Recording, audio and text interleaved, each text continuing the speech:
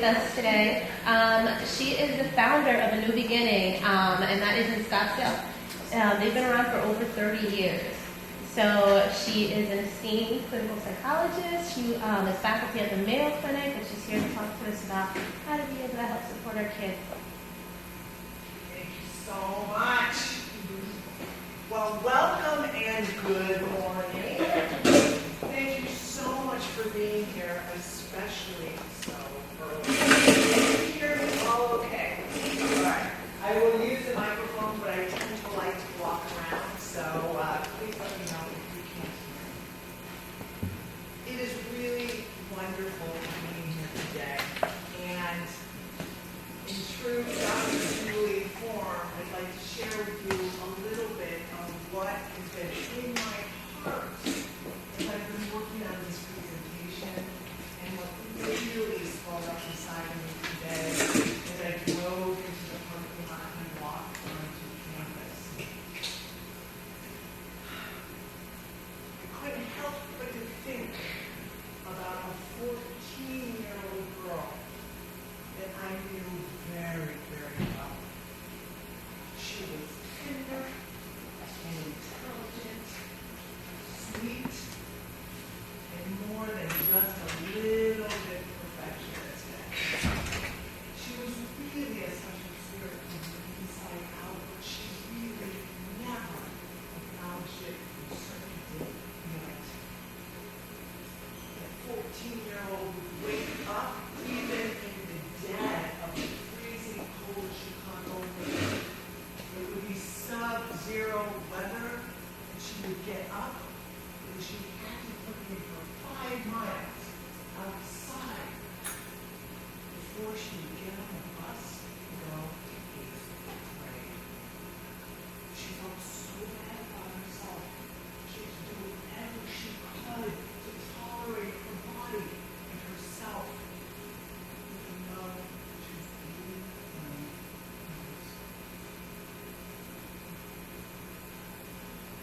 the 14-year-old.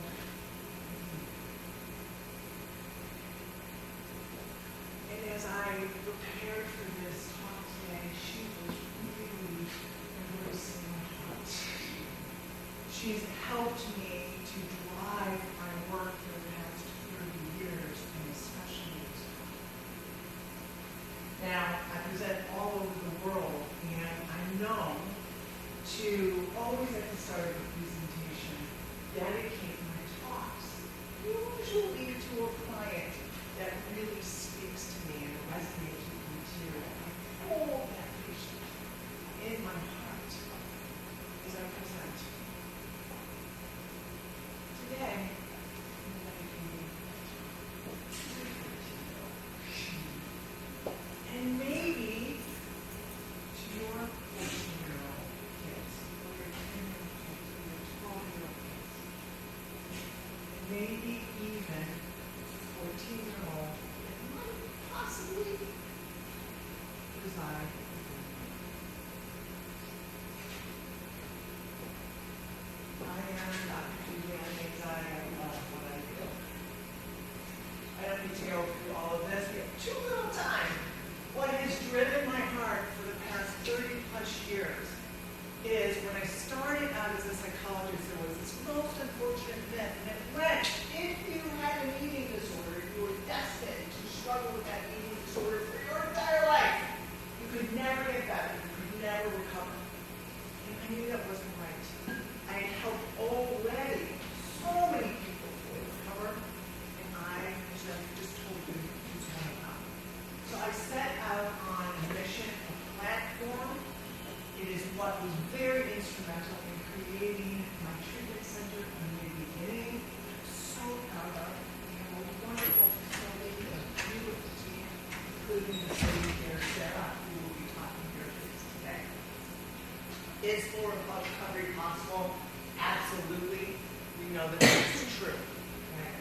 And we now have research that shows it. I'm not going to go into this. That's not really what this talk is all about today. But we can fully recover. Rates need to be higher. We're working on that through new treatment models.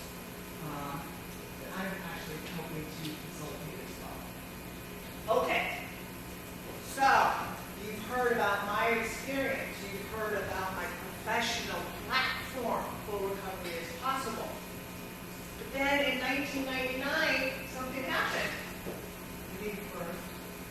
my first daughter, Sterling.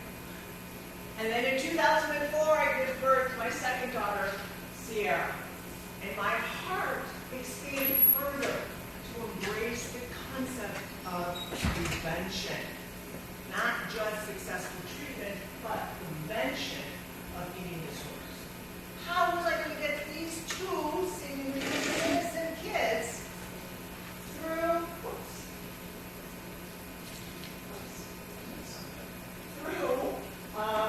their adolescence? They were a little bit older. Especially given the fact that because of my history of an eating disorder and genetics, which we'll talk about, these kids had a 3 to 12 times greater likelihood of developing an eating disorder, okay? Just because of my personal history, okay? Now, I'm not saying that to be discouraging. I'm saying that to be hopeful. Because regardless of genetics, which we'll talk about, there is so much that a parent can do. And I know that that is instrumental in prevention. There they are. How do I get them to be older, right, without developing an eating disorder? Okay. My answer was parent empowerment directed towards prevention. Okay, so quickly with genetics, I told you 3 to 12 times greater likelihood if you have struggled with an eating disorder yourself. If you have a first-degree relative, that's a mom or a sister who has an eating disorder, okay, there's a 10 times greater likelihood. There's a huge genetic loading that we're just starting to learn more and more about. Okay? Now, we also know that there are some sort of genetic loading and overlap with things like anxiety disorders. Okay?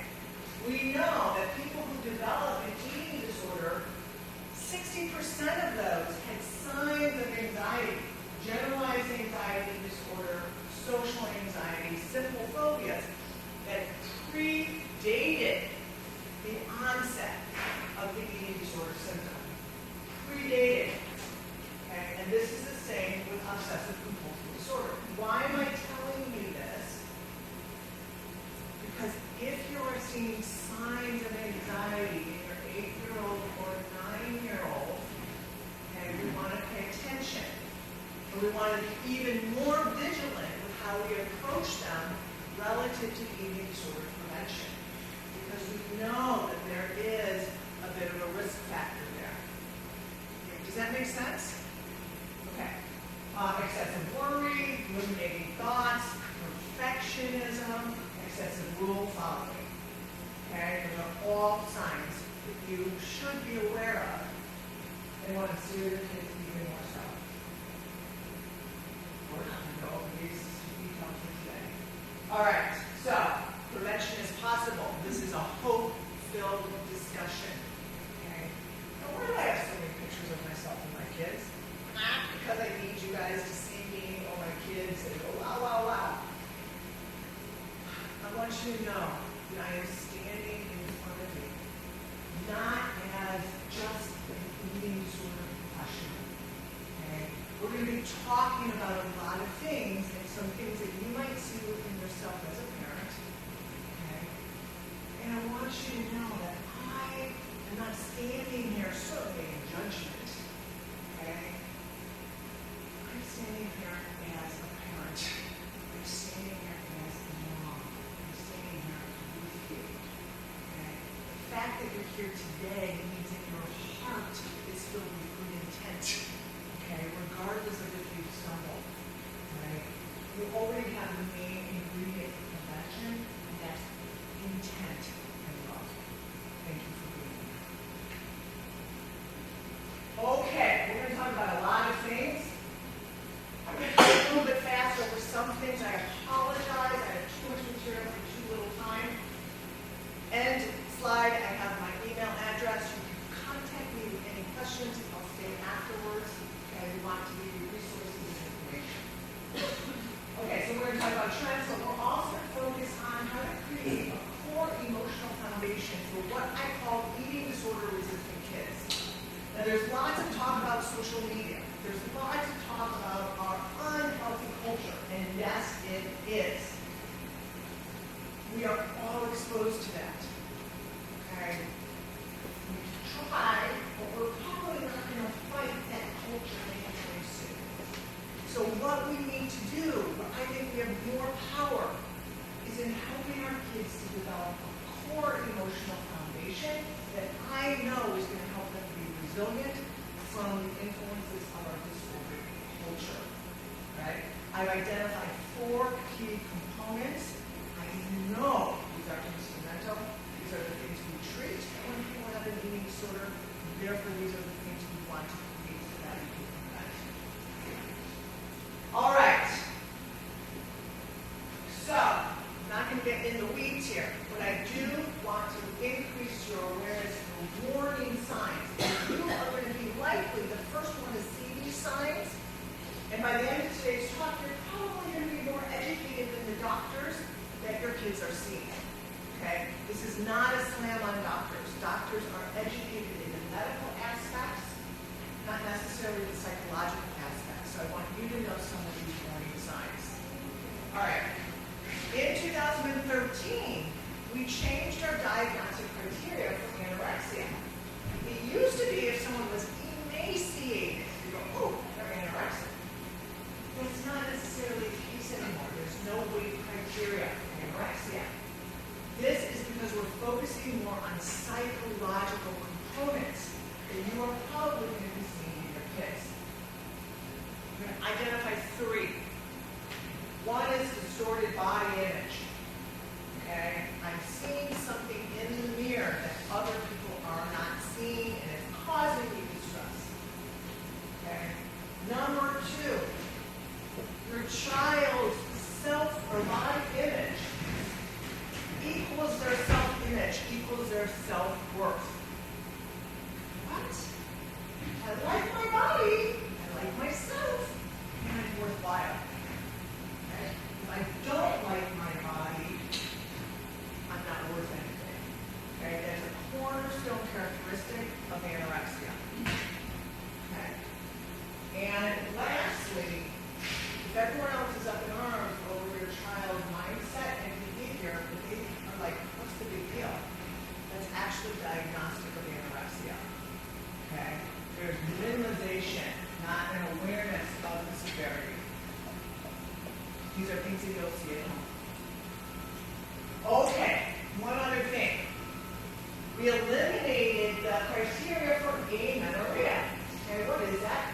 Well, we used to have that people stop getting their periods, right? That's because of low weight, drops in estrogen, and then not getting your period. That had to be a diagnostic criteria. We took that out in 2013.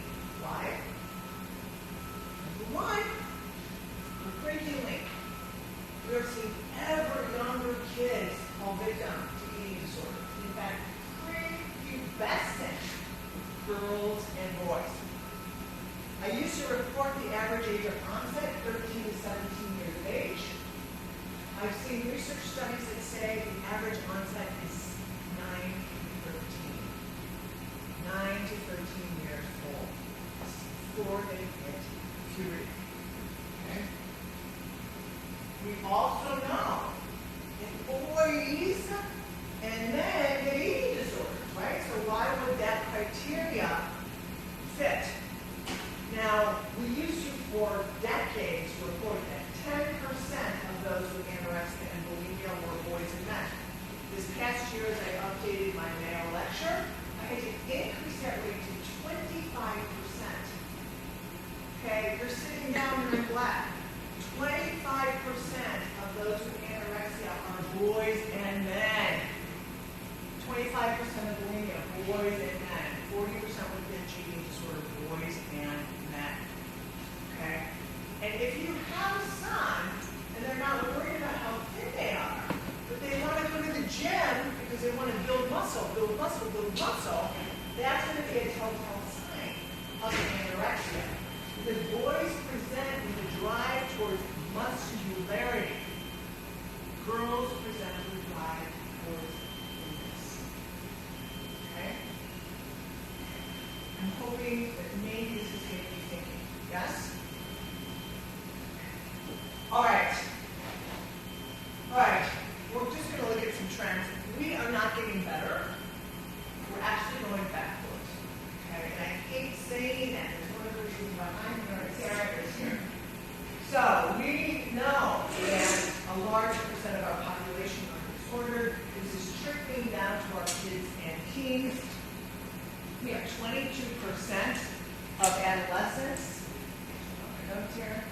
trying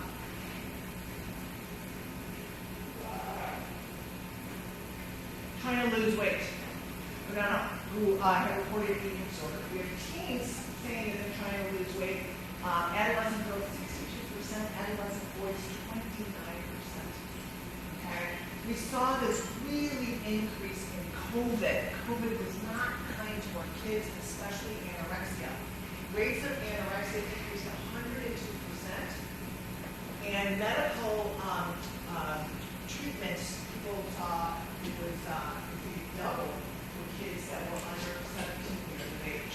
That was because of feeling of isolation, lack of control, okay, unpredictability, which all increased eating disorders. Okay, wanted to talk about the trend also again with boys and men. Eating disorders are increasing more for boys than they are for girls. All right? If you are a medical provider, if you have a son, this does not mean that they can't get an eating disorder. Please put that on the radar. Okay? We also know that the population that's at highest risk of dying from anorexia are boys. Okay? Highest risk. Anorexia restricted anxiety. So we have to be aware of this.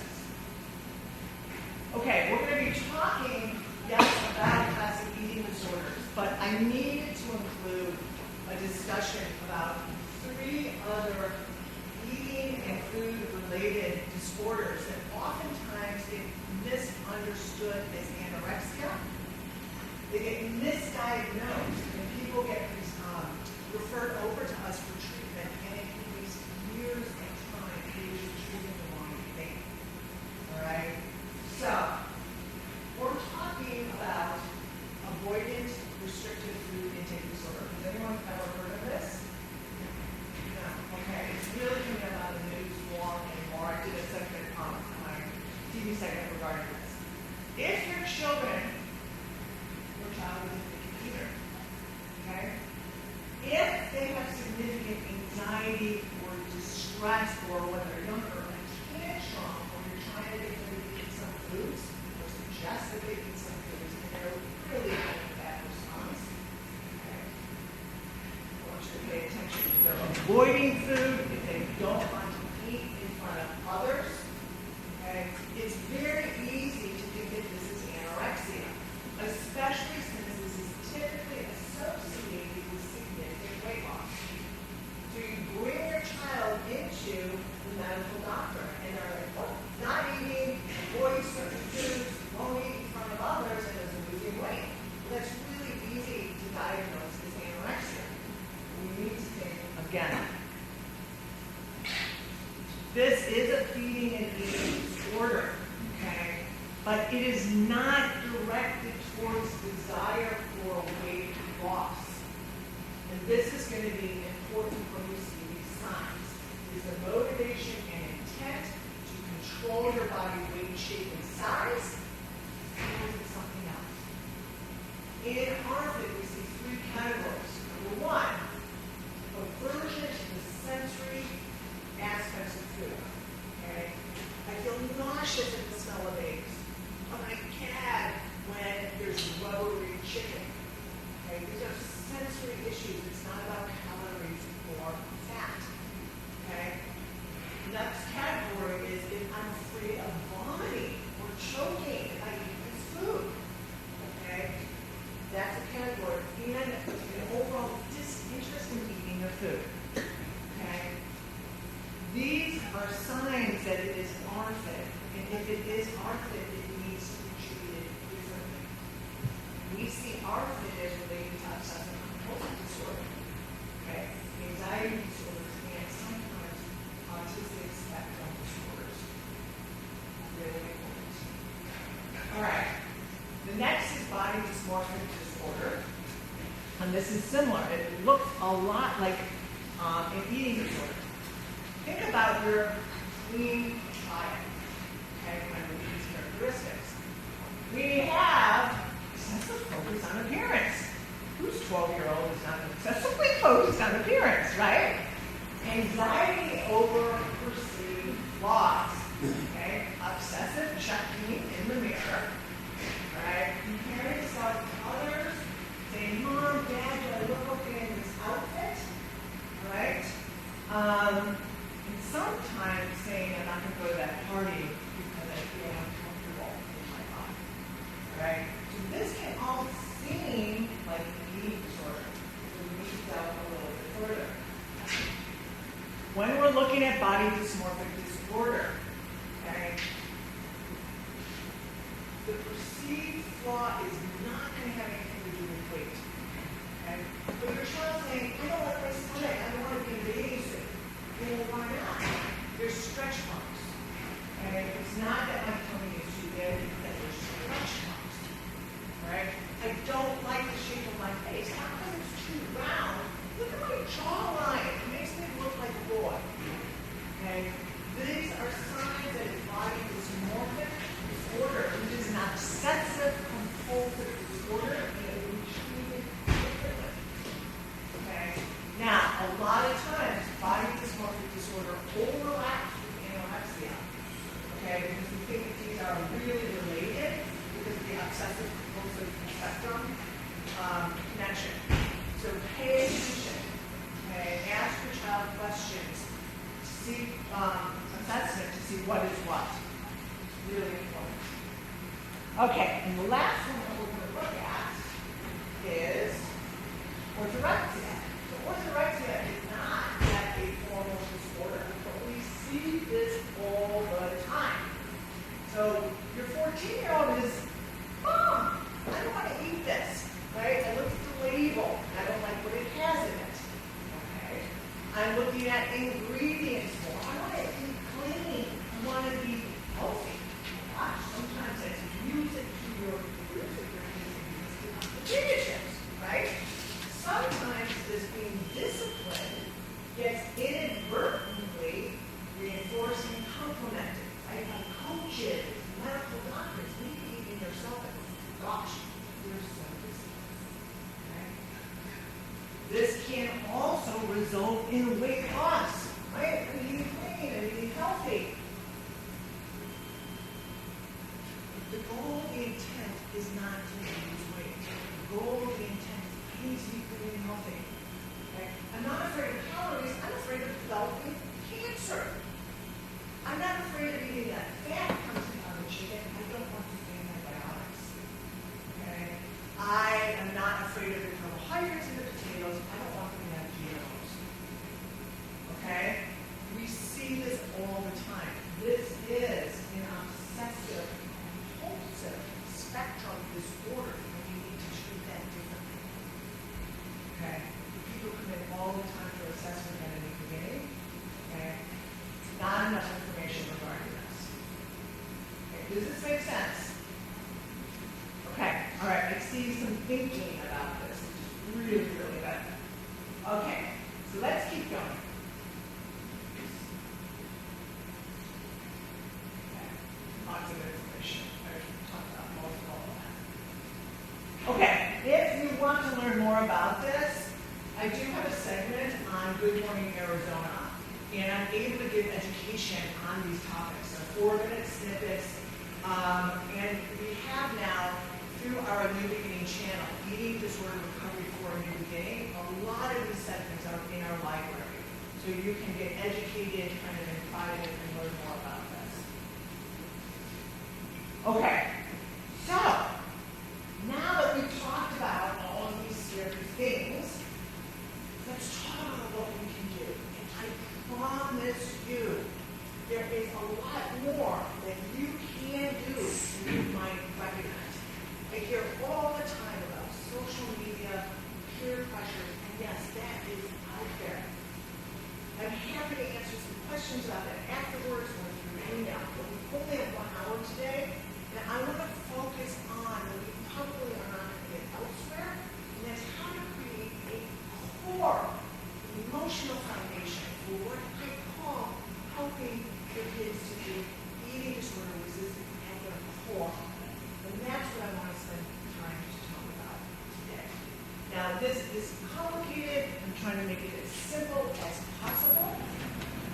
And hopefully we're gonna accomplish that. Okay, 4 key components. We want to disarm the power of dieting. We want to give the gift of interoceptive awareness. That you're going to learn. And we want to develop positive self-worth. That shouldn't be a surprise to anybody. We'll talk about nuances. And we need to have healthy modeling in a healthy home environment. I say that without criticism and without shame. I say that with empowerment. As much as social media is out there, guess what the greatest influence is to your children? Yes.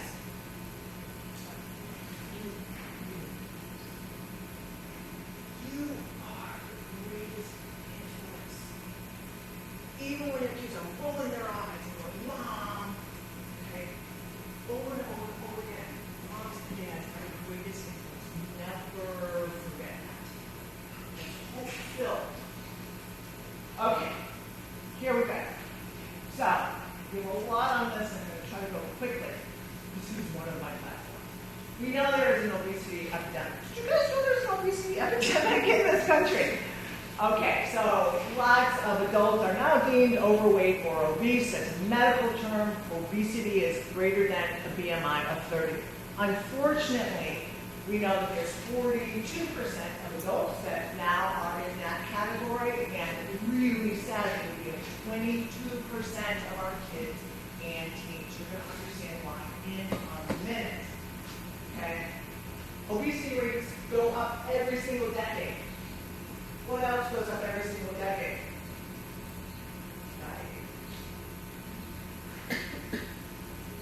Diabetes. It not only goes up, it trickles down to our kids at ever younger ages. This is heartbreaking. 1 out of 4 kids under the age of 7 has died. Under the age of 7. 40% of elementary school girls report they died this year. 40%. Okay? This is really sad. When we look at unhealthy weight control measures, okay, this includes not just skipping meals and fasting, that's bad enough, but vomiting and using laxatives, okay, we have 50% of teenage girls and 33% of teenage boys that admit using this. Okay, vomiting and laxative use, it's diagnostic criteria for bullying.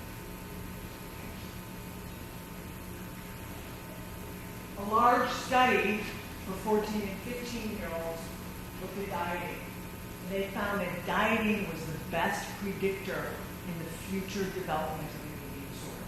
Dieting, best predictor of a future eating disorder.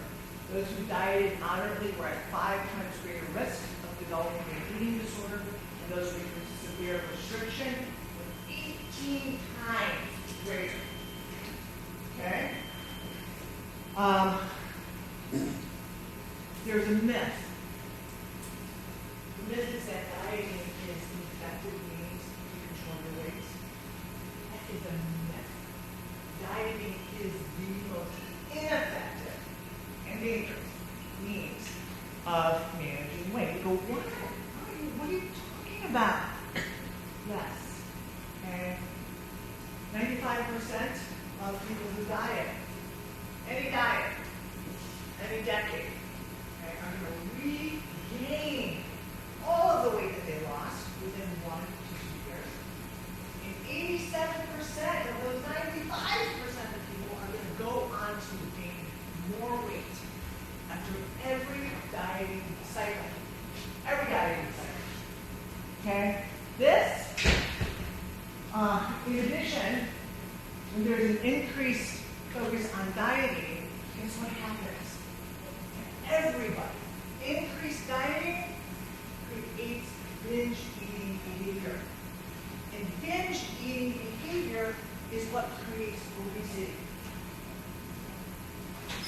Pizza doesn't create obesity. Binging on pizza creates obesity. Listen to the sequence. Diet, binge, overweight. And overweight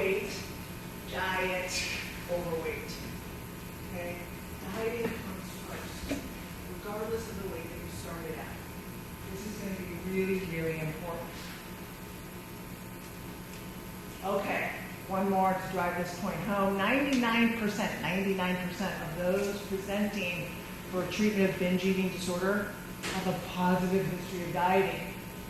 Why is this slide here? Because guess what? It starts in early childhood and adolescence. Okay? This is why research has said over and over again, the best predictor of future weight gain is current dieting behavior. Let me just say that again. The best predictor of future weight gain is current dieting behavior. Right? We see this in what's rating our adolescent population. Girls, adolescent girls who dieted 324% greater risk of becoming obese as an adult. 324%.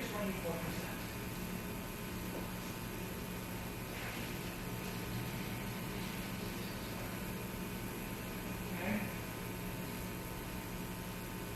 Like I said earlier, medical doctors don't typically get this information. So if they see someone they're concerned about weight, what are they going to do? They're going to prescribe diet because they don't understand this. You do that. When I lecture at Mayo, I say to the doctors, right, who are very open to receiving this information, if the leading form of cancer were 95% ineffective, wouldn't we be demanding an alternative form of treatment? They all say yes. They're very receptive, but they don't typically get this education. It's a best kept secret. And you know what? It is typically to the lay population as well, right? No one knows that diets don't work. So people keep dieting. Guess what? This came out of the kingdom. By the time a woman is 45 years old, she will have been on 61 diets. 61! All of them ineffective. And if that's not worse, your 5-year-old daughters are watching. Okay? This is research that's decades old that says that 5-year-old ideas about dieting parallels their mother's idea about dieting. Okay? Please receive this without shame. I don't think there's a single person in this room that hasn't dieted, including myself. Okay? Our kids are watching and it affects them. Similarly, if we don't diet, our kids are watching. Yes? Sorry, I didn't know the question. Can you define dieting? I mean, we only talk getting fat, like, or moderation, like. So we're going to talk about diet. I'm using the like pop diet, okay? Certainly diet can be used for, like my daughter has celiac disease, so she is on a diet of gluten-free. We don't call it a diet. That's how she has her approach to food. Not physiology, okay? So many times this triggers a lot of people, okay? Because we are so taught that we need to restrict our food and monitor it. And we're going to talk about that in a minute and give you some resources for that. Okay? Okay, thank you. I will have time, certainly afterwards, if we run out of time. I have too much material and I hope I'm not going too fast. Is this pace okay? Okay, all right. Please speak up. I appreciate that. Okay, so what is the first thing? What's our first component that we can do in creating eating disorder resistant cores in our kids? Bang on. Please stop dieting. Okay? Please stop dieting. This does not mean you cannot have a healthy approach to food and a healthy body. You can't get it through dieting. That's not just Dr. Julie. That's research. Okay, so very quickly. Okay, this is every eating disorder therapist's Bible. It is called intuitive eating. A lot of information beyond today's. Maybe we can do another topic at the same time. The very first concept, reject the dieting mentality, right? You guys know that now. It doesn't work. It's a myth. Second, honor your hunger. What does that mean? That means we want to connect to our body's physiological cues of hunger and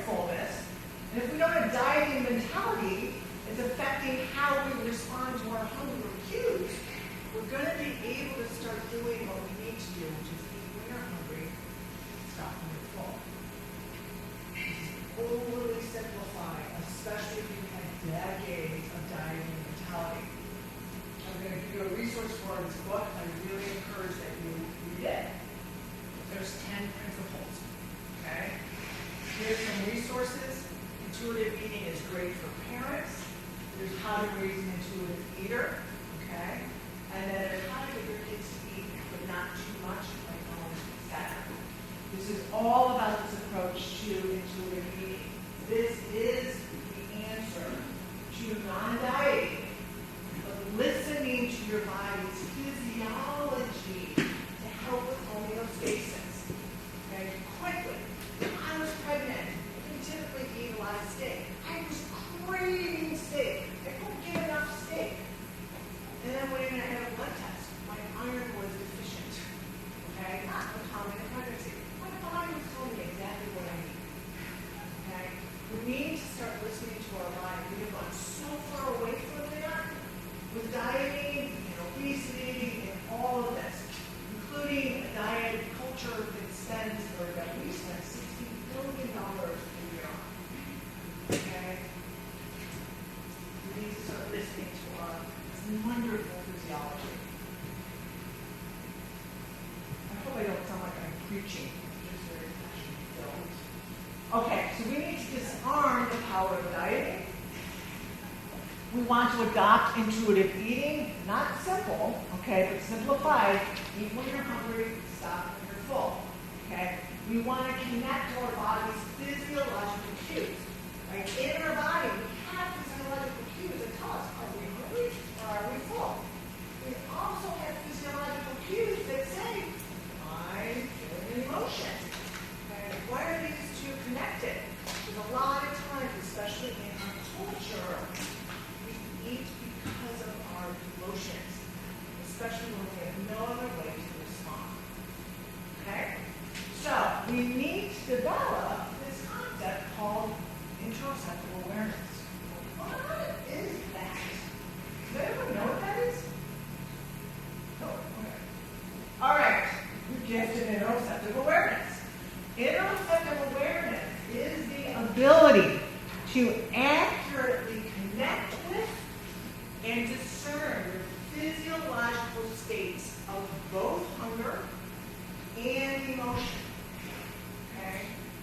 And when we connect to these physiological states, we then can respond to them in a way that helps us balance and self-regulate. Right? We'll talk about that more in a minute. This gift of interoceptive awareness is conspicuously missing in two key populations.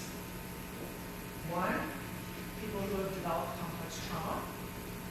Beyond today's discussion, that is also what I'm touching on.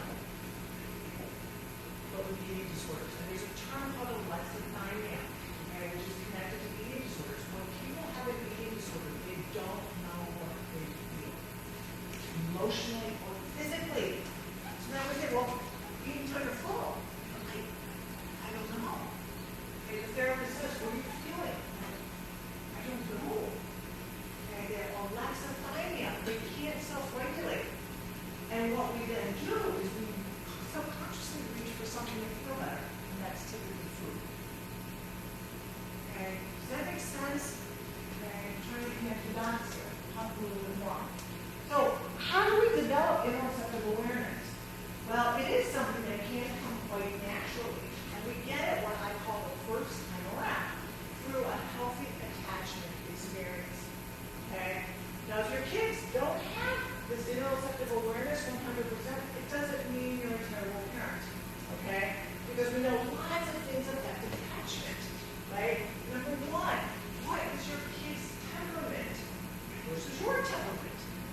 Okay? It's hard to be attuned sometimes to the other different temperament. Getting ahead of myself. Let's talk about what creates a healthy attachment. We need to be raised in a home that is physically safe and emotionally safe. When we are not emotionally and physically safe because there is abuse going on around us, even alcoholism, yelling, lots of different things, we disconnect from our body self. Okay? We need to have caregivers that are attuned. This is hard.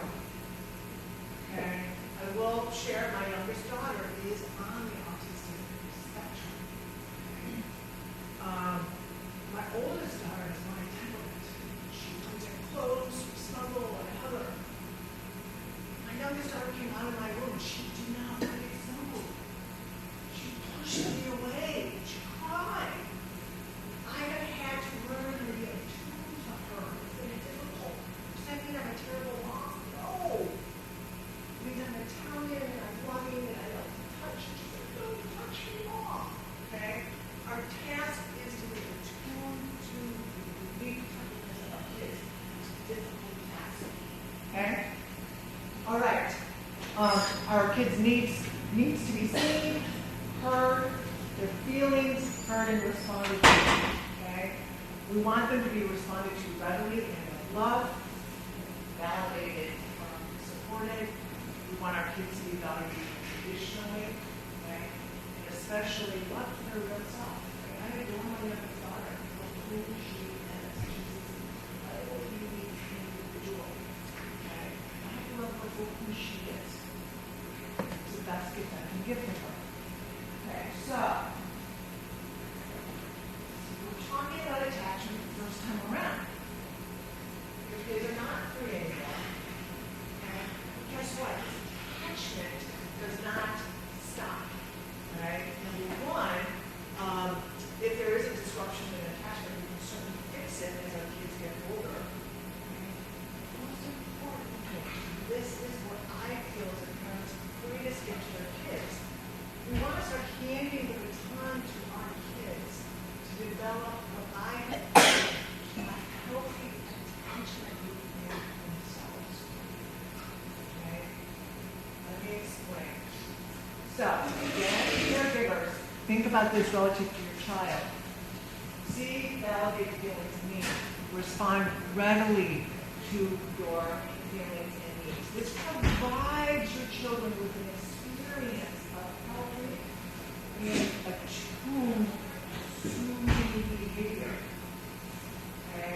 Which then your kids are going to have healthy and attuned, soothing behavior in the form of self-soothing, or what we call emotion regulation.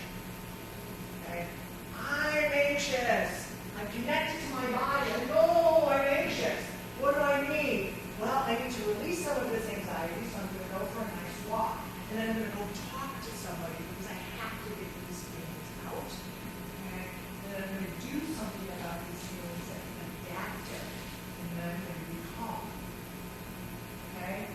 Someone who doesn't know how to do this feels anxiety.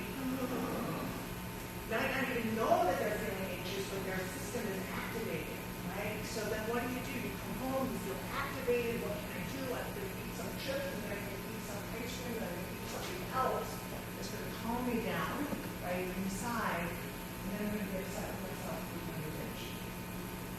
Okay, that's somebody that's not connected in this attuned way. Does this make sense? Okay? They're hard concepts in a very short lecture. All right, we are all interactive creatures. We do not exist without another. This is Bessel van der Kolk. All right? We all go through this, and we can't escape it. Our job is to respond to our kids in their unique way, and then help them to respond to themselves in a unique way. Okay? All right, so this is a little bit redundant, but we want them to help them connect to their bodies. We want to help them to respond to their emotions. Okay? Don't minimize, don't criticize, don't judge your emotions. Respond to your feelings and needs. Okay? When we do, we have a healthy attachment to ourselves, which is key. Okay? You develop a positive, loving, and supportive relationship with yourself that, guess what, helps you to self-regulate. It also gives you a sense of self-worth. Okay? How does that happen? If someone sees me, they respond to my needs, they don't judge me, they say, this is okay, you deserve this. I feel pretty good about myself, right? I'm worthy of this treatment. Okay? We do this hopefully for our kids the first time around. We want to teach them to do this for themselves the second time around in their own world.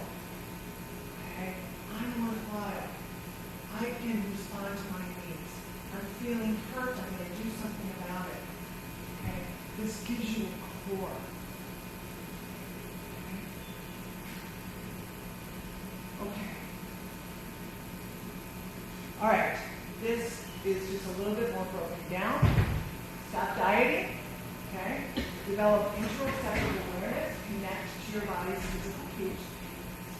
Hunger, fullness, respond without judgment. Okay? How many times have you said, 9 o'clock, I shouldn't be hungry. I already ate breakfast. Doesn't matter. Eat. Okay? Eat when you're hungry, stop when you're full. Allow your internal cues to guide you. We want to do the same thing with our emotions.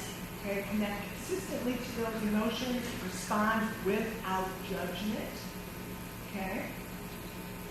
We're kind and loving and supportive of each other. When we do this, we balance our physiological states. You guys heard about sympathetic nervous system, parasympathetic nervous system, emotion regulation. Okay? This is not just big psychobabble. This is how we manage our internal system. And if we don't manage our internal system, guess what happens? Everybody goes back to food. That is the first self-soother. Food is subconscious. Okay? I promise you, as abstract as this might sound, this is key. Okay? It is key. So, we want to simplify this. You want to say to your child and help them say to themselves, what are we feeling? What are we needing? And what do we support myself? What am I feeling? What am I needing? What do I need to support myself? This will help create self-worth. Okay. This is a big slide, but it's really an important slide. I'm going to read it quickly, and then we've got a couple more pretty dense concepts, too, that I want to be able to do. So, if you have a positive attachment to yourself, your kid is, I'm connected and controlled to myself. I'm able to discern and identify how I feel. I validate and accept my feelings. I identify feelings and associated needs. Okay? I'm angry at somebody. I need to talk to them about this. I give myself permission to respond to my feelings and myself in a loving way. I feel like I deserve this treatment. Okay, how many times have you heard maybe yourself or a friend say, I really want this, but I don't want to change. Okay? You don't want that internal hunk. Okay? You want that internal trial. Okay? And lastly, I can self-regulate and soon without food. Okay? Here's a parent guide. If you want to take a picture of this, it's too detailed, unfortunately, for me to go through today. These are some things that you can say to your kids that help facilitate this internal concept of thought. Take a minute there.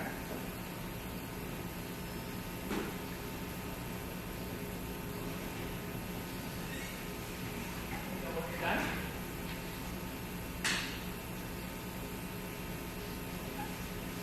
Okay? Okay. Okay. Now we've got 2 other areas. Further helping to create self-worth. All right. Have this with an open mind. If you haven't already done this, forgive yourself. Give yourself grace. Okay. And start working on doing some of these things. Parenting isn't it in process always? Okay. Always. All right. So we want to give our kids value based on internal attributes, not external qualities. Okay? We want to say, you look so pretty today. How many times do we say, you are so much? You are so funny. You're so kind. You're such a good friend. It's my self-identity, and it gives me worth. Okay? Pay attention to what you're saying. We want to emphasize effort over outcome. Okay? Especially if you're driven, right? We want your kids to know, I'm really proud of you after you're doing this. Here if you win, according to it or not. The thing that we've done is fantastic. You've already won, you just showed up. And that's true. Okay? That is really true.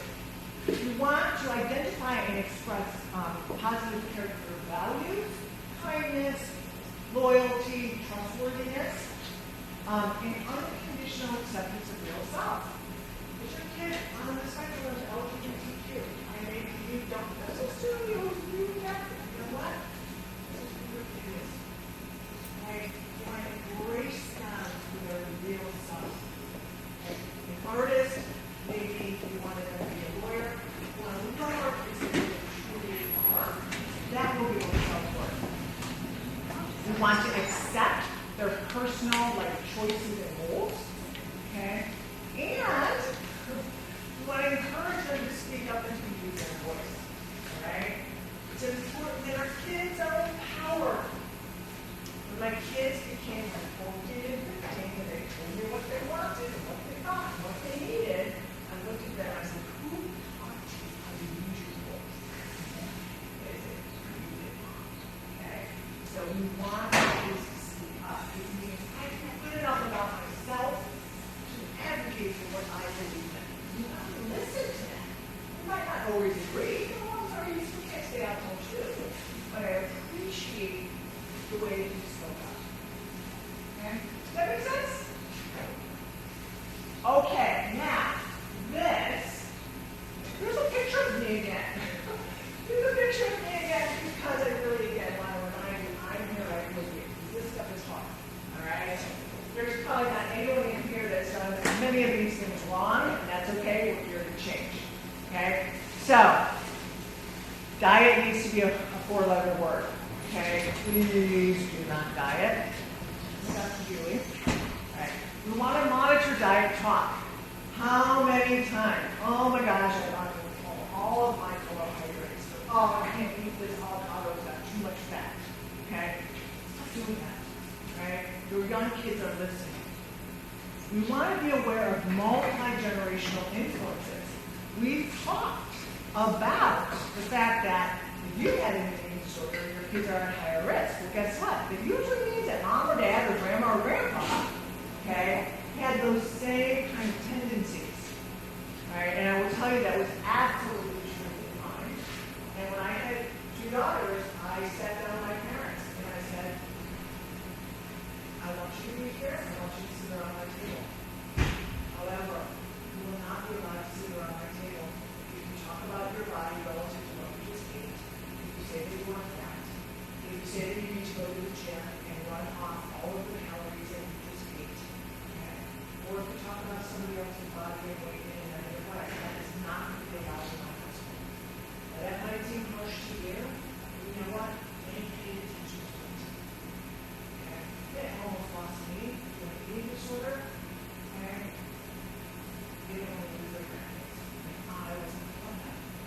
Okay? Empower yourself. Exercise is wonderful. Okay? Exercise for the right reasons. Don't talk about burning calories. Talk about just wanting to be healthy. Talk about moving your body. We don't really call it exercise in my family. We say movement. Okay? Or release of stress. Okay? Taking care of myself. All right? Exercise is part of our lifestyle, but we don't connect it to weight or calories. All right, we want to monitor and decrease your outside criticism of yourself. If you gain weight, don't go, oh my gosh, I gained so much weight. Don't say, I can't go to the party on Saturday night, I feel disgusting. Your kids are listening. Okay. How is this landing on you? Is this okay? Okay, it's important. You are the greatest influence. Okay, we want to monitor our outward criticism of others. Okay, again, personal example. I remember my mother criticizing the weather girl all the time. Oh my gosh, did you see her? She looked like she was getting so much weight. I heard that all the time. And even though that's not directed towards you, you hear, oh my gosh, that's negative. I can't let myself gain weight, then people are going to talk about me. Okay? If you have those thoughts, keep them to yourself. And maybe work on those thoughts within yourself. You can't say that without criticism, please. Express self-value based on internal qualities of yourself. I'm so proud that I had this talk today. I worked really hard to get this talk. I like that I do what's purposeful and what supports my passion. Okay? That's what I'll have to tell my daughters. Identify and compliment yourself in effort. Okay, so you're modeling what you want your kids to enjoy.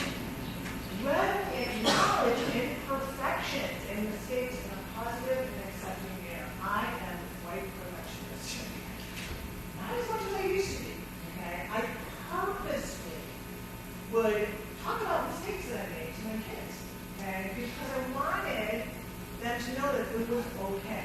And I didn't say it in a negative way, so, oh, well, you know, I actually put the pictures when they went outside of their minds, right? They had the B's and not the A's on the refrigerator, okay? Because I wanted them to know it wasn't just when they were completely stellar. Okay, last thing, we want to model loving emotion regulation. Model it. You might want to say, oh, what am I, I'm feeling so sad, this thing happened. What am I needing? I really need to talk to my best friend. And what am I going to do to support myself? I am going to call up Ashley and I am going to see if she wants to go for a walk because I really need to see something and maybe get her. Okay? These are ways that we're just modeling that. This is what I'm feeling. This is what I'm needing. And this is what I'm going to do to take care of my needs. Okay? And one last, we want to model this into a meeting. Okay? So, going to the restaurant. Yes, am I hungry? Yes, I'm really hungry. What do I do? What do I want to eat? I want to eat fried chicken. Okay? I'm giving myself permission to eat fried chicken, but I'm going to say that you're going to model that. Okay? You're going to eat until you're happy full, right? Until you are satisfied. You're not going to overstuff because you only want yourself to eat fried chicken every now and then. Okay?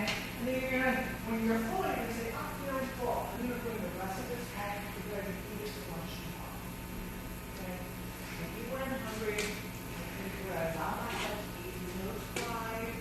Okay? I don't have judgment. I'm going to eat until I'm satisfied. And I'm not restricting it. I'm going to be able to eat it tomorrow. Okay? This is modeling intuitive eating. And your kids will pick up on it. The greatest thing was when my oldest daughter was probably 10, gave her cake. She only ate like 5 bites of it. And I said, oh, don't you like the cake? She goes, no, Mom, I eat so much food, I'm really full. I'm going to wrap it up, put it in the fridge, and I'll have it later tonight. It was wonderful. Okay, please remember everything we talked about. Your kids are watching. And you know what?